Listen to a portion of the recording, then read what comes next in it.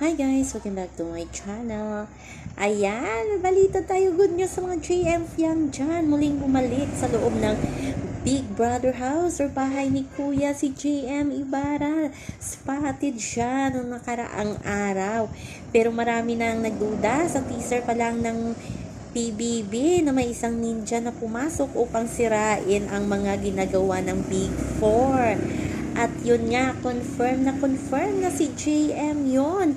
At makikita sa mata ni Fiang na kinikilig kasi nga kilala niya ang kanyang BFF na si JM Ibarra. Tindig pa lang daw at lakad ay GM na.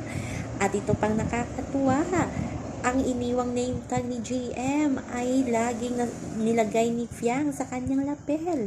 Laging dala-dala o diba parang kasama niya na ang kanyang BFF. Siyempre nanibago siya sa for 3 months na magkasama silang kumakain.